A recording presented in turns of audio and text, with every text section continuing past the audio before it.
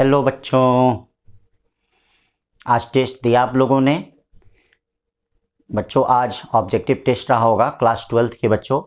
आप लोगों के लिए एक अलग टेस्ट सीरीज है गुरुकुल की। भाई बच्चों सब क्लास के लिए अलग अलग टेस्ट सीरीज शुरू हो रही है। 9th की अलग है, 10th की अलग है, 11th की अलग है। मतलब शुरू नहीं हो रही है, शुरू हो चुकी है। और आज क्लास 12th का भी था, क्लास टारगेट का भी था, क्लास 11th का भी था, सारे बैच का बेटा टेस्ट था। तो क्लास 12th में आज का जो टॉपिक था बच्चों टेस्ट के लिए इलेक्ट्रोमैग्नेटिक इंडक्शन था। आज के टेस्ट का टॉपिक क्या था बच्चों? Electromagnetic induction. आज आपके 50 क्वेश्चन आए होंगे। Section A 35 question, section B आपके 15 क्वेश्चन। तो चलो डिस्कस किया जाए आज का टॉपिक। आप लोगों ने क्या किया, कैसे किया, एक एक क्वेश्चन को मिला लीजिए। जो आपको आ रहा है उसको स्किप कर दीजिए, जो नहीं आ रहा है उसको देख लीजिए। मिलाइए जरूर बेटा। एक एक टेस्ट पेपर को जितना अच्छे से करेंगे उतना अच्छा आपके लिए होगा। तो आओ बेटा चला जाए, आगे बढ़ा जाए।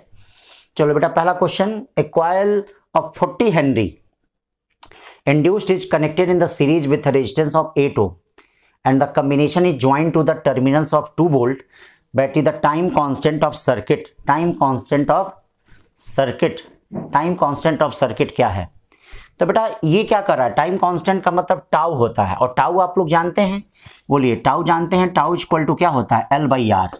सभी लोग जानते हैं। यल की वैल्यू दे दी गई है। यल की वैल्यू कितनी है? 40 है। आर की वैल्यू कितनी दी गई है? 8। अब कितना आ गया? 5 सेकेंड आ गया कि नहीं? चलो सेकेंड क्वेश्चन की तरफ चलते हैं। Lenz law is based on, तो लेंज लॉ बेटा law of conservation of energy पे बेस्ड होता है। आप सभी लोग जानते हैं कि लेंज लॉ क्या करता है? इंड्यूस्ड करंट, इंड्यूस्ड ईएमएफ उस कारण का अपोज करती है जिसके कारण वह प्रोड्यूस होती है। तो इसलिए ये कंजर्वेशन ऑफ एनर्जी पे है, काफी इंपॉर्टेंट है, कई जगहों पे आता है। फिर क्या कर रहा है? 2 circular similar coaxial loops, similar coaxial loops carry equal currents in same direction. If the loops are brought nearer, what will happen? क्या होगा? तो बेटा अगर लूप जैसे ये हैं, दोनों में क्या है? इक्वल करंट सेम डायरेक्शन में है। तो अगर इनको एक दूसरे के नजदीक लाओगे तो ये बताओ एक दूसरे के कारण दोनों का फ्लक्स चेंज होगा। क्यों बच्चा? चेंज होगा कि नहीं? अगर दोनों का फ्लक्स चेंज होगा तो दोनों में इंड्यूस्ड करंट होगा, और वह इंड्यूस्ड करंट मेन करंट का क्या करेगा? अपोज करेगा। क्यों? वह इंड्यूस्ड करंट बच्चों क्या होगा? मेन करंट का अपोज करेगा। जब मेन करंट का अपोज करेगा तो इसका मतलब current will decrease in each loop, यानी प्रत्येक लूप में करंट जो है वह डिक्रीज करेगी। प्रत्येक लूप में करंट डिक्रीज करेगी। A car moves on the plane road, induced EMF produce across the axle of maximum when it moves. आप जानते हैं कि इक्वेटर को छोड़कर कार कहीं भी अगर मूव करती है तो उसका जो एक्सेल होता है, ये देखो एक्सेल, ये अर्थ के वर्टिकल कंपोनेंट को कट करता है, जिसके कारण उसके दोनों एक्सेल के टिप के बीच में इंड्यूस्ड ईएमएफ डेवलप होता है। और ये इंड्यूस्ड ईएमएफ क्या होता है? E इक्वल टू क्या होता है? VB/L साइन थीटा होता है। आप जानते हैं पोल पे थीटा मैक्सिमम होता है, तो इसका मतलब पोल पे ईएमएफ क्या होगा? मैक्सिमम होगा। पोल पे ईएमएफ क्या होगा? मैक्सिमम होगा। 5 क्वेश्चन भाई।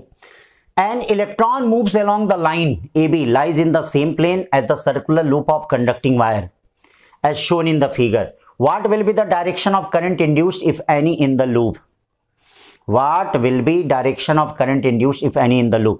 तो ये देखो बेटा, इलेक्ट्रॉन अगर इधर की तरफ जाएगा तो इससे रिलेटेड फ्लक्स में इंक्रीजिंग होगी, और इलेक्ट्रॉन अगर दूर जाएगा तो इससे रिलेटेड फ्लक्स में डिक्रीजिंग होगी। तो पहले फ्लक्स इंक्रीज किया है, बाद में फ्लक्स डिक्रीज किया है, इसका मतलब करंट का डायरेक्शन बदल जाएगा। यानी 4 ऑप्शन होगा, the current will change direction as the electron passes by, जब इलेक्ट्रॉन इससे पास करेगा। नेक्स्ट क्वेश्चन देखते हैं। 6 क्वेश्चन क्या कर रहा है? 5 = 6t² - 5t+1। What is the magnitude of induced current eight t = 0.25 second? तो भैया सबसे पहला काम आप इंड्यूस्ड ईएमएफ निकाल दीजिए। इंड्यूस्ड ईएमएफ कितना होता है? इक्वल टू -d∅ क्या होता है? dt होता है। बोलो भाई, -d∅dt होता है। तो जब इसको डिफरेंशिएट करोगे तो इंड्यूस्ड ईएमएफ कितना हो जाएगा? बोलो 12t माइनस कितना हो जाएगा? 5 हो जाएगा। t कितना है? 0.25, यानी 12/4 हो गया। 12/4 हो गया। 12/4 - 5 यानी 5 में से 3 जाए कितना बचता है? ठीक है, 0.25 है तो 0.25 है, इसका मतलब what is the magnitude of induced current. अच्छा, इंड्यूस्ड करंट निकालना है, तो ईएमएफ निकला है। अब ये बताओ 2 आ गया करीब, माइनस माइनस प्लस हो गया।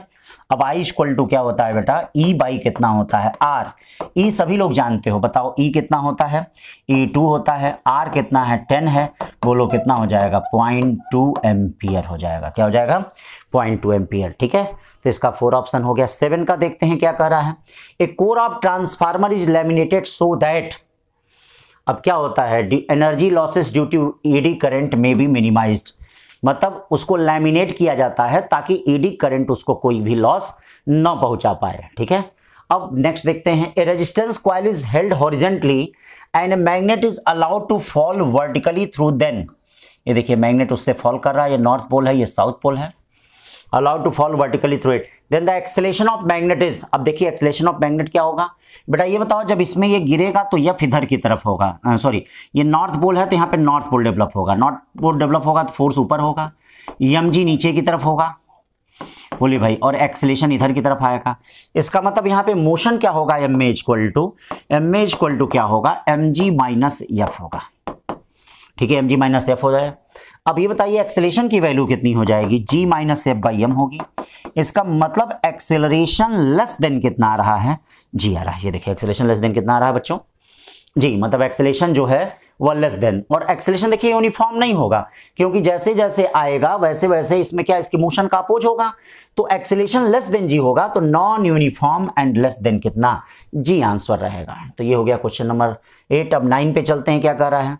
ए 10 ohm resistance coil has 100 turns, it is placed in a magnetic field of magnetic induction 5 × 10⁻⁴ tesla in 0.1 second.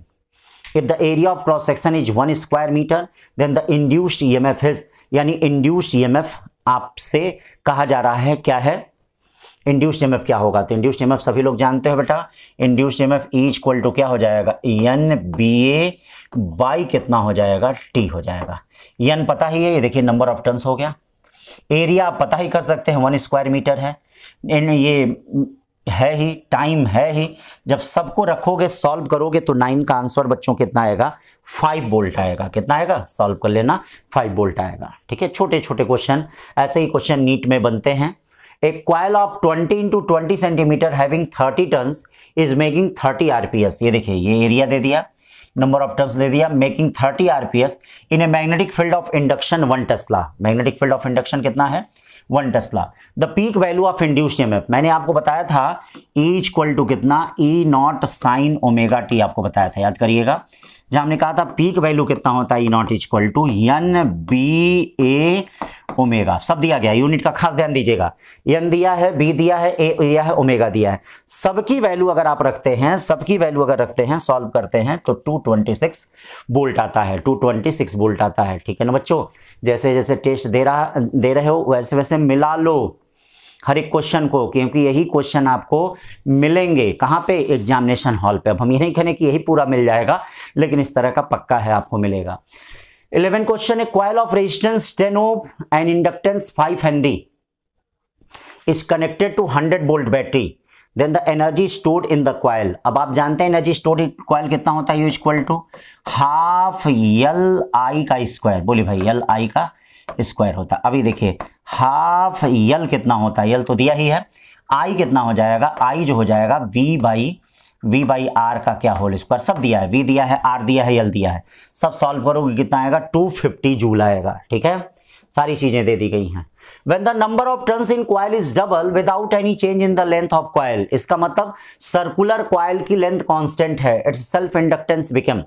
बच्चों आप जानते होंगे किसी भी सर्कुलर कॉइल का जो सेल्फ इंडक्टेंस होता है L directly proportional to N square R होता है, N स्क्वायर R होता है।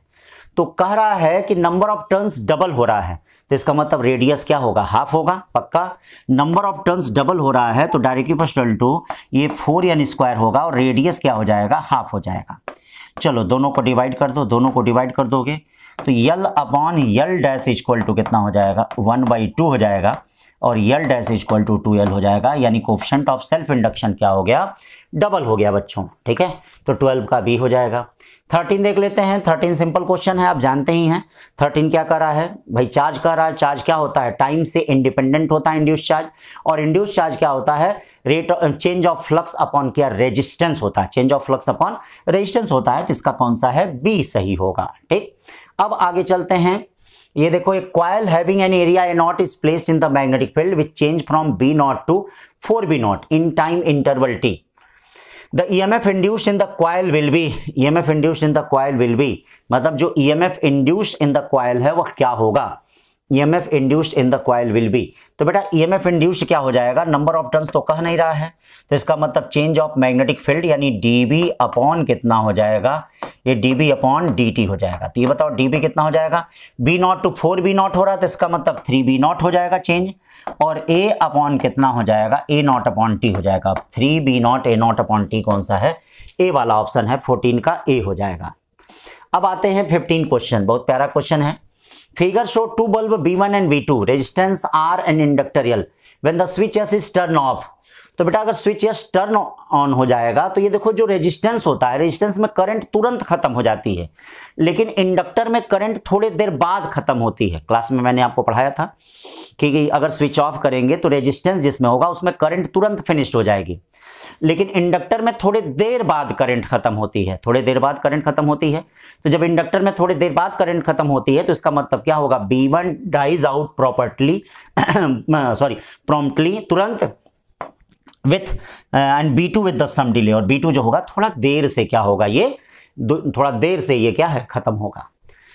फिर देखना, north pole of long horizontal bar magnet being brought closer to vertical conducting plane along the perpendicular direction. ये देखो इस तरह से ला रहे हो है, ये साउथ है, ये नॉर्थ है, ठीक है ना भाई, साउथ है नॉर्थ है, perpendicular. The direction of induced current in the conducting plane is, conducting plane in direction of induced current. तो ये बताओ नॉर्थ पोल अगर ला रहे हो तो यहाँ से कौन सा पोल डेवलप होगा, लेंज लॉ के अनुसार नॉर्थ। और जब नॉर्थ पोल डेवलप होगा तो इसमें करंट का डायरेक्शन कैसे होगा बच्चों, ये देखो ऐसे होगा करंट का डायरेक्शन। अब इधर बैठा हुआ व्यक्ति इसको एंटी क्लॉकवाइज देखता है, और इधर बैठा हुआ व्यक्ति क्या होता है, क्लॉकवाइज देखता है। जब कुछ कहा नहीं रहता है कि किधर आदमी बैठा है तो उसको हम क्या है, मैग्नेट की तरफ से मानते हैं, किसकी तरफ से। तो इसीलिए आंसर यहां पे क्या होगा, एंटी क्लॉकवाइज होगा। क्या होगा, एंटी क्लॉकवाइज होगा।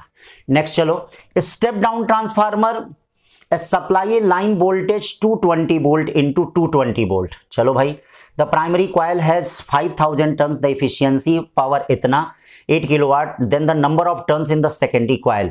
तो बेटा क्या होता है इसमें, जब चाहे आइडियल ट्रांसफार्मर हो चाहे नॉन आइडियल ट्रांसफार्मर हो, EP upon ES equal to NP upon NS सब में होता है, कोई भी ट्रांसफार्मर हो, आइडियल हो चाहे नॉन, ये सबके लिए सही है। EP upon ES equal to NP upon NS। अब देख लो क्या क्या दिया है, EP दे दिया है प्राइमरी का वोल्टेज, ES दे दिया है, और ये क्या दिया है, then the number of turns in secondary आपको फाइंड करना है, NP भी दे दिया है।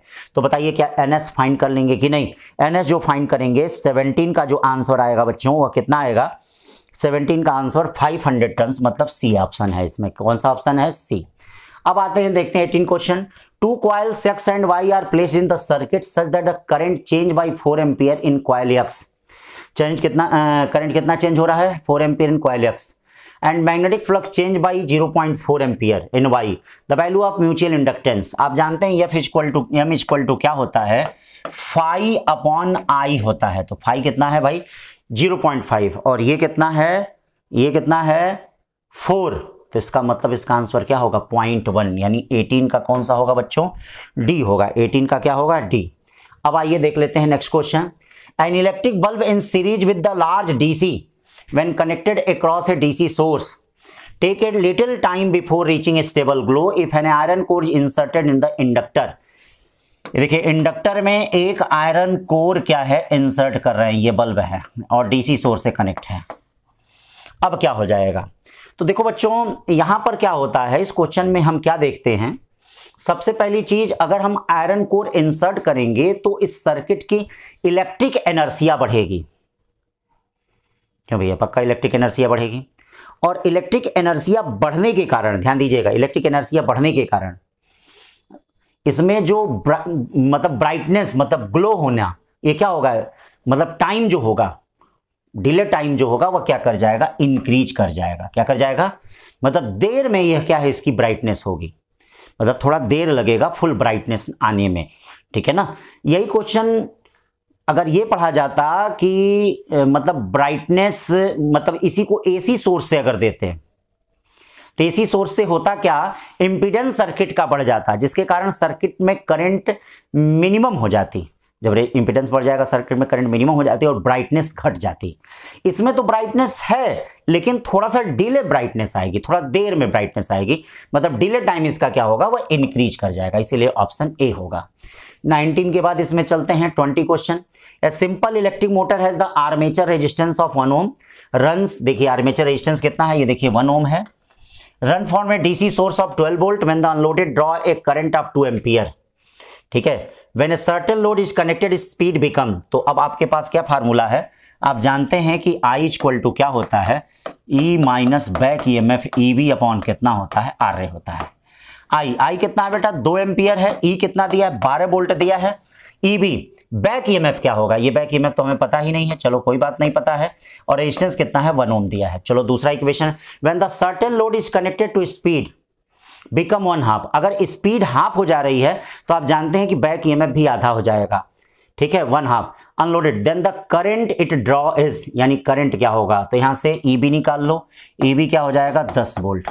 अब देखो करंट कितना हो जाएगा, ये बताओ 12 हो गया, ये बैक EMF ये 5 हो जाएगा, रेजिस्टेंस 1 होगा, 12 से 5 जाए कितना बचेगा, 7 एम्पियर। इसका मतलब 20 का कौन सा हो जाएगा, ए वाला होगा, ठीक है। नेक्स्ट देखो बेटो, the armature current in DC motor is maximum and the motor है जस्ट स्टार्टेड। अगर मोटर जस्ट स्टार्ट होता है तो उस समय बैक EMF सर्किट में 0 होता है, और जब सर्किट में बैक EMF 0 होगा तो उस समय करंट सर्किट में क्या होगी, मैक्सिमम होगी, यानी 21 का कौन सा हो जाएगा, बी वाला।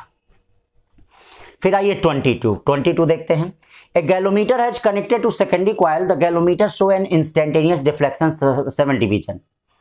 अब कह रहा है कि अगर primary coil is suddenly rotated by through 180 degree the new instantaneous deflection. तो बेटा एक बात बताओ, अगर 180 डिग्री पे रोटेट करेगा तो चेंज ऑफ फ्लक्स क्या होगा, डबल हो जाएगा। और आप जानते हो कि फ्लक्स डायरेक्टली प्रोपोर्शनल टू क्या होता है, I होता है। तो अगर 180 डिग्री रोटेट कर रहा है तो फ्लक्स कितना हो जाएगा, 2 फाई, अरे भाई phi equal to BA cos theta 1 minus cos theta 2, 180 होगा तो डबल फ्लक्स हो जाएगा। अब ये बताओ तो इसका मतलब करंट यहाँ पे क्या हो जाएगी, बढ़ जाएगी, यानी अगर 7 है तो इसका मतलब यहाँ पर कितनी यूनिट हो जाएगी, 14 यूनिट हो जाएगी। कितनी हो जाएगी बच्चों, 14 यूनिट हो जाएगी। तो ये देखिए अगर 7 दिया है तो यहाँ पे 14 यूनिट हो जाएगी, करंट भी डबल हो जाएगी यहाँ पे, मतलब 14 डिवीजन वही।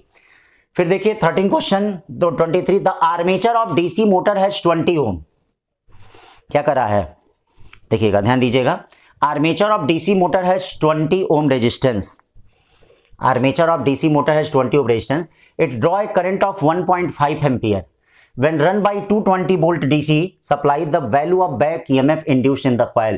फिर उसका मतलब क्या है, I इक्वल टू क्या होगा, E माइनस EB अपॉन कितना RA।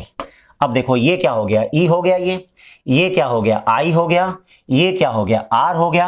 आपको बैक EMF यहां से निकालना है तो क्या 23 सॉल्व करके निकाल लेंगे, कितना आएगा, 190 वोल्ट आएगा। कितना आएगा, 190 वोल्ट।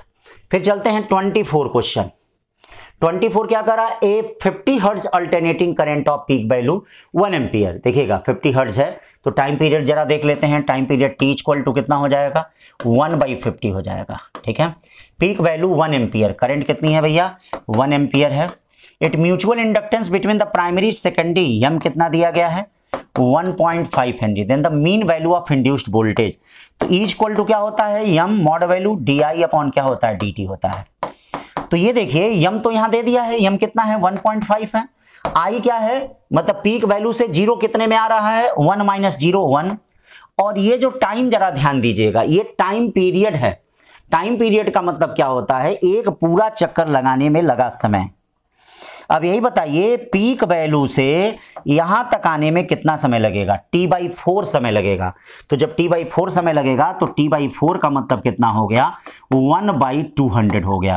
तो यहां ये जो dt टाइम होगा बेटा 1/200 हो जाएगा। कितना हो जाएगा, 1/200। अब इसको यहां पे सॉल्व कर लीजिए, सॉल्व कर लेंगे तो आंसर कितना आएगा, 300 वोल्ट आएगा। कितना आएगा, 300 वोल्ट आएगा। अब आ जाओ जरा 25 क्वेश्चन को देखते हैं। 2 coils of self inductance L1 and L2, 2 coils हैं self inductance L1 and L2 placed so that one coils completely linked with the.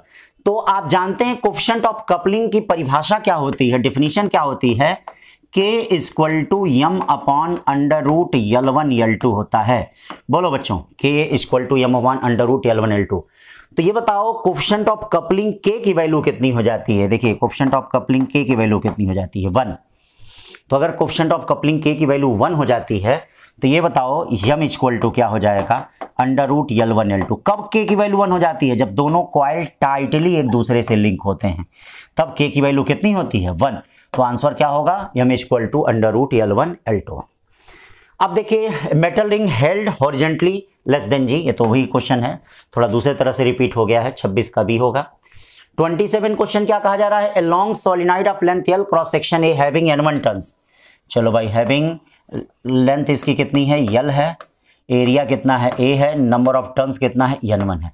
Small coil of number of turns N2, then the mutual inductance of two circuit, mutual inductance of two circuit. तो बेटा mutual induction क्या हो जाएगा, यम equal to याद रखना N2 phi upon कितना I, N2 phi कितना हो जाएगा, B1 A2, A2 का मतलब A upon I, N2 B1 कितना हो गया भाई, म्यू नॉट N1, ये ध्यान दीजिएगा, mu naught N1 by L, ए आई तो कैंसिल हो गया, तो mu naught N1 N2 A upon L है कोई, mu naught N1 N2 A upon L, यानी 27 का कौन सा हो गया, B वाला हो गया, 27 का B हो गया।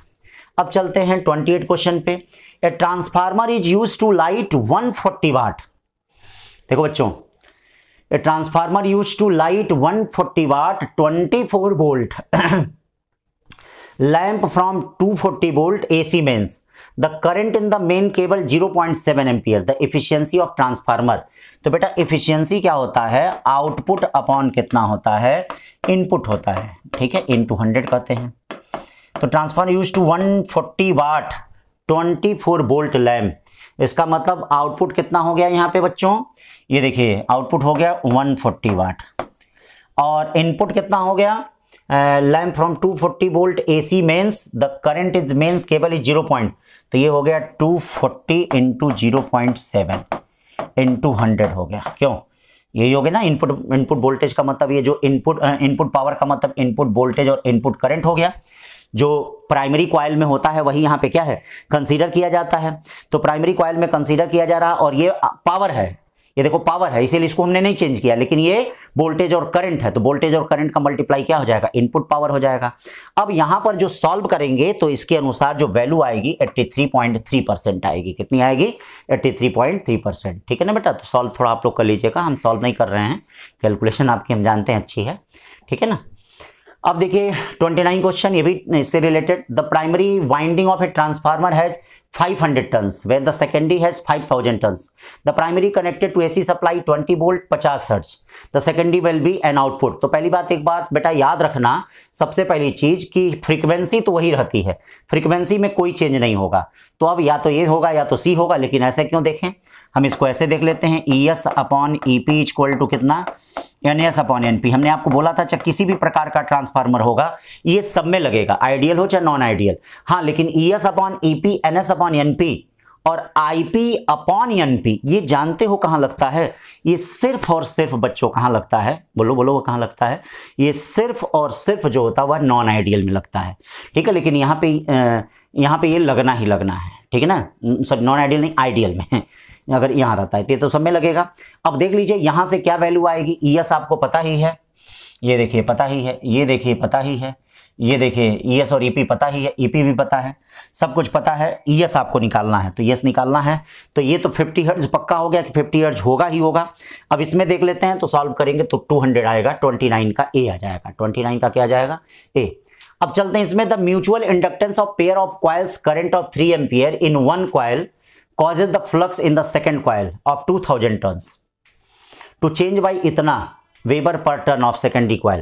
तो 3 ampere in the one coil. अब इसमें क्या कहा जा रहा है भाई, इस 30 क्वेश्चन में देखिए, 30 क्वेश्चन में यहाँ पे देखिएगा, ध्यान दीजिएगा कि mutual inductance of pair of coils of A current 3 ampere in one coil cause the flux in second coil 2000 turns. सब कुछ दिया है, चेंज बाय वेबर्स इतना तो मैम निकालना है।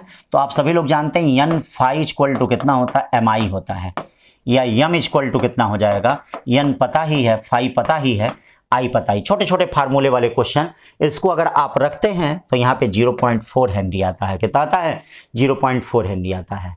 फिर नेक्स्ट चलो भाई, A metal disc of radius r rotate with angular velocity of omega axis perpendicular to its plane passing through its center in magnetic field of induction B.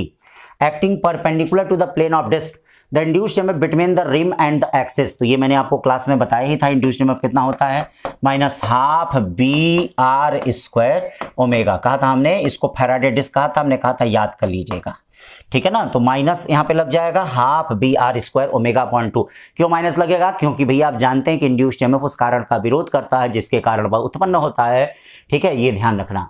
फिर आ जाओ 32 question. An electric motor has the back EMF 110 volt, back EMF 110 volt and armature current 90 ampere. The armature making 2.5 RPS, then the power develop is power. तो power equal to बेटा क्या होता है, power P equal to EI होता है। यानी E कितना है, ये देखो 110 वोल्ट है और I कितना है 90, तो 110 इंटू 90 वाट हो जाएगा। फिर 33 क्वेश्चन देखते हैं बच्चों। 33 क्वेश्चन क्या रहा है, in the question number 32 the torque on the armature is, torque on the armature is. तो बेटा टॉर्क क्या होता है, आप जानते होंगे P equal to tau omega होता है। तो टाउ इक्वल टू क्या हो जाएगा, P अपॉन ओमेगा। थोड़ा सा पीछे चलते हैं, ये देखते हैं ओमेगा कितना है, रोटेशन पर सेकंड है, मतलब ये एफ दिया है, रेडियन पर सेकंड नहीं दिया है। तो अब क्या करेंगे, P आपका पता हो गया है 110 इंटू 90 और ये क्या हो गया 2 पाई एफ क्या हो गया 2.5, ये रेडियन पर सेकंड आ जाएगा। अब इसको अगर डिवाइड करेंगे तो इसमें कोई ना कोई आंसर जरूर आएगा और ये जो आंसर है वह सी वाला सही है, 63 न्यूटन इंटू मीटर। फिर चलते हैं next question. Electric motor runs on the DC source of EMF 200 volt and draw a current of 10 ampere. If the efficiency is 40%, then the resistance of armature. आप जानते हैं कि क्या होता है, I equal to E minus EB upon क्या होता है, RA होता है। I दे दिया है 10 दे दिया, E कितना 200 दिया है, माइनस EB की अभी हम व्यवस्था करते हैं और ये रेजिस्टेंस कितना दिया है, रेजिस्टेंस तो निकालना है। तो ये देखिए ये क्या होता है बच्चों, ये बताइए एफिशिएंसी क्या होती है, EB अपॉन E। देखिए इसको हम लोग एफिशिएंसी कहते हैं। तो ये कितना दिया है, 40 दिया है। तो ये देखो EB upon E equal to क्या दिया है, 40/100, या इसको हम क्या कर सकते हैं, EB इक्वल टू क्या कर सकते हैं 40 अपॉन 100। और E कितना है भाई, E कितना है, E जो है 200 है। ये देखिए 200 हो गया, 0 0 0 कट गया, यानी क्या आ गया 80 आ गया। ये देखिए 80 आ गया। अब 10 ये कितना हो गया 120 और ये RB हो गया, यानी RB की वैल्यू कितनी हो गई 12 ओम, 12 ओम। ये 34 का क्या हो जाएगा, B हो जाएगा। फिर चलते हैं 35 कह रहा है एन इंडक्टर इज कनेक्टेड, ध्यान देना 35 कह रहा है an inductor is connected to battery through a switch, induced EMF is E1। Induced EMF कितना है बच्चों, E1 when the switch is pressed and E2 when the switch is open, then क्या होगा। तो एक बात याद रखना बेटा, जब स्विच क्लोज होता है तो EMF धीरे धीरे बढ़ता है, लेकिन जब स्विच ओपन होता है after just releasing the switch, उस समय सर्किट में EMF मैक्सिमम होता है कि ना भाई, भले ही नैनो सेकंड के लिए रहता है, तो बहुत थोड़े समय के लिए बात होती है, तो इसीलिए E2 इज ग्रेटर देन क्या होता है, E1 होता है। अब आ जाओ इसमें देखो 2 circular coil of radius R1 R2 turns इतना, then the mutual inductance of coil, बड़ा इंपॉर्टेंट है 36वां क्वेश्चन। ये देखो ये R1 दिया गया है बेटा और क्या है R2 ये है और R1 ये है। R1 का नंबर ऑफ टर्न्स कितना है, N1 है, इसका नंबर ऑफ टर्न्स क्या है, N2 है। तो आप जानते हैं म्यूचुअल इंडक्टेंस क्या हो जाएगा, N2 B1A2 अपॉन कितना हो जाएगा, I हो जाएगा। N2 B1 कितना हो जाएगा ये बताइए, B1 mu naught circular wire के सेंटर पे, ये बड़े वाले सर्कुलर वायर के सेंटर पे कितनी मैग्नेटिक फील्ड होगी, म्यू नॉट N1। ये देखना म्यू नॉट N1 क्या हो जाएगा, N2 म्यू नॉट N1 क्या, म्यू नॉट N1 पाई R2 का स्क्वायर, पाई R2 का स्क्वायर अपॉन कितना हो जाएगा, ये देखो 2 R1 हो जाएगा। तो अब कौन सा ऑप्शन है भैया, म्यू नॉट N1 N2 पाई R2 का स्क्वायर अपॉन 2R1। तो ये देखो 36 का कौन सा होगा, बी। 36 का कौन सा होगा, बी। अब आइए 37 क्वेश्चन में, the following diagram show a wire A B of length L, velocity v से इधर की तरफ जा रहा है, then the potential difference between a and b। तो पोटेंशियल डिफरेंस आप जानते हैं v इक्वल टू क्या होता है, बोलिए E माइनस आई आर होता है। और अगर कोई भी रॉड v वेलोसिटी से किसी मैग्नेटिक फील्ड में मूव कर रहा है तो उसका इंड्यूस्ड ईएमएफ कितना होता है, VBL होता है। कितना होता है, VBL। अब बताइए v इक्वल टू E का मतलब क्या हो जाएगा, VBL माइनस आई आर। कोई है ऑप्शन, क्यों नहीं है, तो कौन सा हो जाएगा, C हो जाएगा 37 का। 38 का देखिए, LR सर्किट है, इंडक्टेंस L दिया है, रेजिस्टेंस R दिया है, then the time taken to reach the current इतना एम्पियरेज। तो आप जानते हैं कि जितने समय में ये करंट हो जाता है उसी को हम टाइम कांस्टेंट कहते हैं। आप क्या जानते हैं, in growth of current in circuit when instantaneous current will become 63% of peak value of current, then this time is called time constant। तो time constant tau equal to क्या हो जाएगा बच्चों, L बाई आर हो जाएगा, यानी tau equal to क्या हो जाएगा, 0.1 बाई कितना, 4। 0.1 बाई 4 का मतलब अब देख लीजिए कितना है, यानी 1 बाई 40 सेकेंड। 38 का ए हो जाएगा।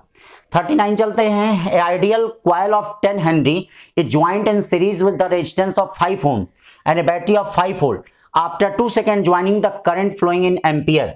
आप ग्रोथ ऑफ करंट जानते हैं, I equal to I naught 1 minus E to power minus R by L T जानते हैं। कितने समय बाद पूछा है, 2 समय बाद। I क्या हो जाएगा, V बाई आर। ये देखिए I क्या हो जाएगा, V बाई आर। V का मतलब 5 बाई 5 1 हो गया, 1 माइनस ई। R कितना है भैया, R है 5, ये है 10 इंटू 2। इसका मतलब 1 माइनस ई पावर माइनस 1। कोई ऑप्शन है, क्यों नहीं है, 39 का B हो गया। अब चलते हैं 39 के बाद 40 पे। 40 क्या कर रहा है, when a circular coil of radius 1 metre and 100 turns rotated in horizontal and uniform magnetic field, the peak value of induced is 100 volt, then coil is unwound and the rewound into circular coil of 2 meter. If rotate now the same speed under the similar condition, the new peak value of EMF would be। तो एक बात आप बताइए भैया, अगर number of मतलब अगर radius को डबल कर दिया गया तो नंबर ऑफ टर्न्स क्या हो जाएगा, आधा हो जाएगा। भाई रेडियस को अगर डबल कर दिया गया तो नंबर ऑफ टर्न्स क्या हो जाएगा, आधा हो जाएगा। पक्का नंबर ऑफ टर्न्स आधा हो जाएगा। अब इस दशा में क्या काम करेगा बताइएगा भैया, इस दशा में क्या काम करेगा, कैसे क्या चीजें काम करेंगी।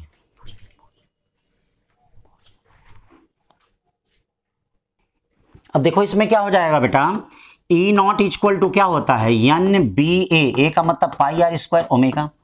रेडियस को अगर डबल कर रहे हो तो नंबर ऑफ टर्न्स क्या हो जाएगा ये बताइए, आधा हो जाएगा। पहले रेडियस 1 मीटर था तो रेडियस को डबल कर रहे हैं। किसी भी कॉइल के केस में बेटा रेडियस अगर लंबाई में कोई चेंज नहीं करते हैं ना, तो रेडियस को अगर डबल करते हैं तो नंबर ऑफ टर्न्स क्या हो जाता है, आधा।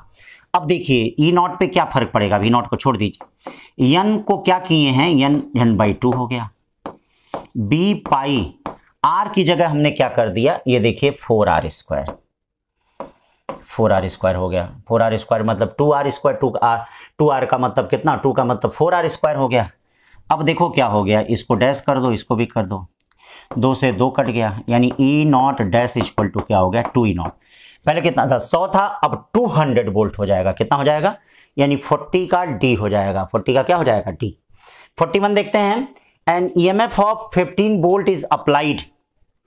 देखिए भाई, एन ईएमएफ ऑफ कितना, 15 volt is applied in a containing 5 henry inductance and 10 ohm resistance. The ratio of current at time t equal to infinite and t equal to 1 second.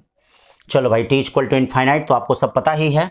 I equal to क्या है पता है आपको, I equal to पता है, I equal to I naught, ratio of पहले infinite में देखते हैं, I not 1 minus E to power minus कितना, इनफाइनाइट। किसी पावर इनफाइनाइट क्या होता है, 0 होता है।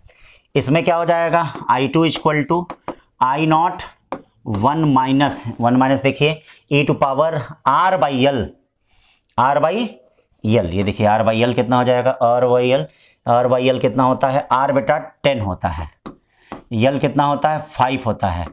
इंटू टाइम कितना होता है बेटा, टाइम टाइम टाइम 1 होता है। अब ये देखिए I0 से I0 कट गया, I1 अपॉन I2 बच्चों कितना हो गया, ये देखिए 1 upon 1 minus E to power -2 या ई का square upon E square -1। LCM लिया 1 बाई ई स्क्वायर करके, यानी ई का स्क्वायर अपॉन ई का स्क्वायर -1, यानी बी हो गया 41 का बी हो गया।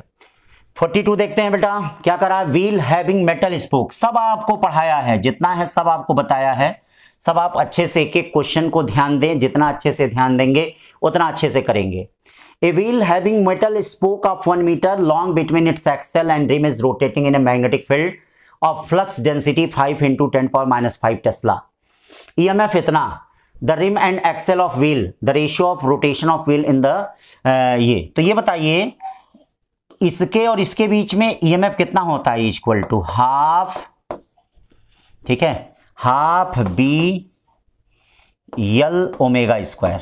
क्यों भाई, ठीक है, इन होता है half V B L, half V L, V equal to sorry L square omega होता है, यल स्क्वायर ओमेगा होता है पक्का। ई कितना दिया है 22/7, 22/7 इंटू 10⁻³ हाफ। बी कितना दिया है भाई 5 इंटू 10⁻²।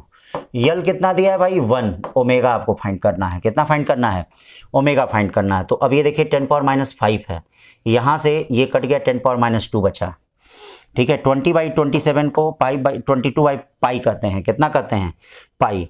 अब ये देखिए 200 इधर आ गया, 200/5 को क्या कहेंगे, omega equal to 40 pi radian पर सेकेंड कहेंगे। तो यहाँ सब में पाई होना चाहिए, एक मिसिंग हो गया है, क्लास में मैंने भेजा था आप लोगों को ये पाई कराने के लिए, ठीक है। तो 40 पाई रेडियन पर सेकेंड हो जाएगा, 42 का डी वाला।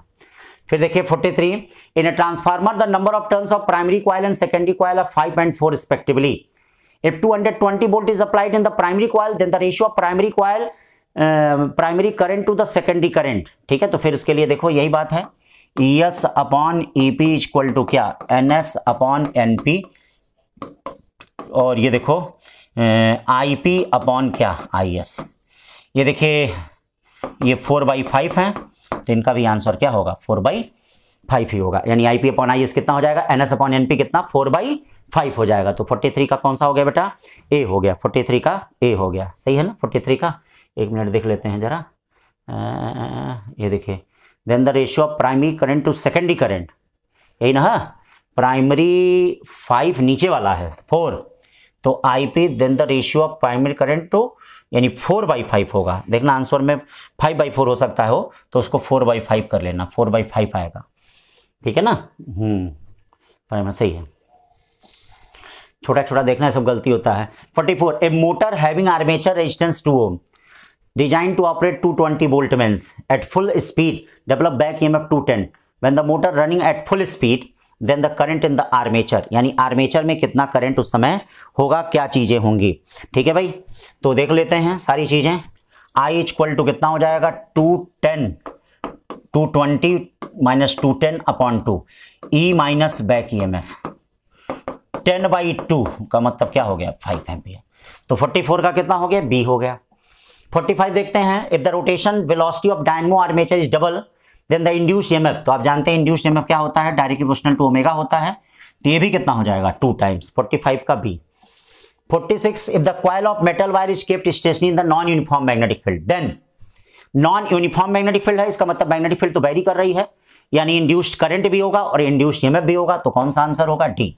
ध्यान दीजिएगा भैया, हमने आपसे क्लास में पढ़ाते वक्त बताया था कि इंड्यूस्ड EMF और इंड्यूस्ड करंट के लिए क्या क्या चीजें, या तो नंबर ऑफ टर्न्स में चेंज हो, या तो मैग्नेटिक फील्ड में चेंज हो, या तो एरिया में चेंज हो, या तो थीटा चेंज हो, या तो क्या है relative motion between magnet and coil हो। तो यहां पर नॉन यूनिफॉर्म है, यूनिफॉर्म नहीं है, तो इसलिए आंसर देखना थोड़ा गलत दिया है उसमें, यहां सही कर लेना, नॉन यूनिफॉर्म है। तो जब नॉन यूनिफॉर्म है तो both EMF and current is induced, दोनों होगा, तो 46 का डी हो जाएगा।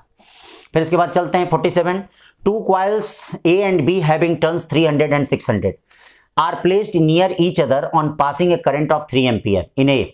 The flux linked with the A is इतना and B is इतना, the mutual inductance of system is, तो mutual inductance के लिए आपको क्या करना पड़ेगा, यहाँ पे ध्यान दीजिए दो टर्म्स हैं, तो म्यूचुअल इंडक्टेंस के लिए क्या होता है भाई, एम इक्वल टू N2 φ1, भाई N होता है N2 φ1 अपॉन कितना होता है, I होता है। तो I से तो कोई मतलब है नहीं, N2 φ अपॉन कितना होता है, I होता है। हाँ, I से भी मतलब है, I यहाँ पे दिया ही है, देखिए 3 एम्पियर दिया है, N2 दिया ही है, φ1 आपका दिया ही है, सब कुछ दिया है। सारी चीजें अगर रख के सॉल्व करते हैं तो म्यूचुअल इंडक्शन जो यहाँ पे आता है ये 1.8 इंटू 10⁻² हेनरी आता है। फिर इसके बाद चलते हैं, an inductor 2 henry and a resistance of 10 ohm are connected series battery of 5 volt, the initial rate of change of current, मतलब ई इक्वल टू कितना हो गया भाई, यल डी आई अपॉन कितना हो गया, डी टी हो गया कि नहीं, यानी initial rate of change of current आपसे पूछा जा रहा है। तो ये आपका 5 हो गया, ये अपॉन 10 आ गया, इसका मतलब 1/2 का मतलब 0.5 ampere per second, 0.5 ampere per second हो जाएगा, 0.5 एम्पियर पर सेकेंड। पक्का है ना भाई, 48 इसका गलत तो नहीं हो रहा है, जरा देख लेना, एक मिनट 5/10 का मतलब ये ई कितना दिया है 5 वोल्ट और यल कितना दिया है 2 हेनरी, अरे नहीं सॉरी 2 हो जाएगा 2, यानी ये नहीं है भाई, 2.5 एम्पियर पर सेकेंड हो जाएगा, 2.5। ठीक, step up transformer 220 volt 11 volt, if the current in primary and secondary इतना, इफिशियंसी क्या होता है, आउटपुट पावर में कौन होता है भैया, आउटपुट पावर में ये देखिए, ये आपका ईपी है, ये कौन है ईपी, ये कौन है आपका ईएस है, ये कौन है आपका आईपी है, ये कौन है आईएस है। तो आउटपुट पावर में क्या हो जाएगा 11 इंटू 90 अपॉन इनपुट पावर में क्या हो जाएगा 220 into 5 into 100, output power upon into. अब इनको अगर मल्टीप्लाई डिवाइड करेंगे तो ये आंसर आएगा 90%। ठीक, फिर उसके बाद अगले क्वेश्चन पे चलते हैं, the circular coil, last question है, the circular coil of radius 0.1 metre has 80 turns, क्या करा, has 80 turns of wire if the magnetic field through the coil increase from 0 to 2 Tesla in 0.4 second and the coil is connected to 11 ohm resistance, what is the current through the resistor through during the 0.4 second। तो अब ये सब simple question है भैया। I equal to आप जानते ही हैं क्या होता है, E अपॉन R होता है, E कितना होता है N d phi by D T upon कितना हो गया, ये सॉरी R है, R हो गया। अब बताइए सब कुछ दिया गया है, डी फाई का मतलब क्या हो गया, डी फाई का मतलब हो गया डीबी ए।